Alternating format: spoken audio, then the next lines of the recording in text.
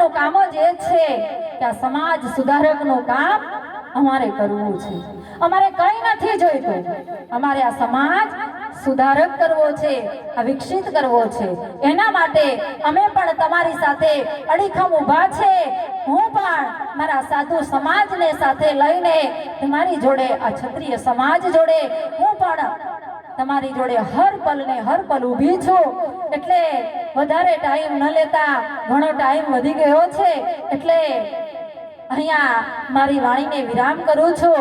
મારી દીકરીઓને ખાસ વિનંતી કે જે આ વિરાંગના આપણા સ્ટેજ ઉપર બેઠી છે, એવી જ આશા આપણે પણ કરવાની છે કે આપણા સમાજની એક દીકરી આ વિરાંગના થઈને બેઠી છે, ઝાંસીની રાણી થઈને બેઠી છે.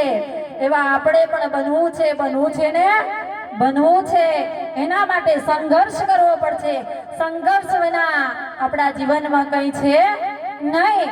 અને આ પથ્થર પણ ભગવાન ક્યારે બને છે એને પણ અહીંયા ટીપાવું પડે છે. એ ટીપાય ત્યારે પણ એ મૂર્તિ બને છે અને એમાંથી એને બધા ભગવાન માને છે કે આ સંઘર્ષ વિનાનું જીવનમાં કંઈ છે નહીં. હું પણ આ સાધ્વીપણામાં આજે બેઠી છું.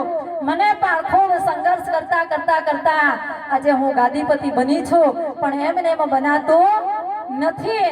એટલે આ નારી શક્તિનો અવાજ છે.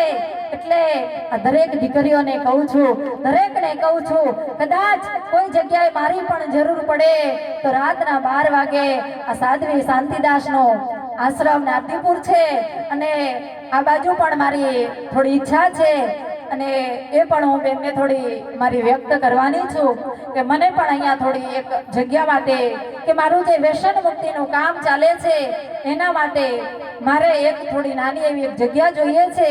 એના માટે બેનને પણ અહીંયા એમની આગળ પણ એક વાત રાખી રહીશું.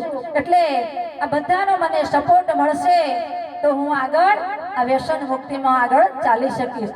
અસ્તુ મારા કદાચ બોલવાથી કોઈને ખોટું લાગ્યું હોય તો એક સાધુ સમાજ તરીકે બધાને તહે દિલથી માફી માંગુ છું. બોલીએ સદગુરુ દેવ કી જય.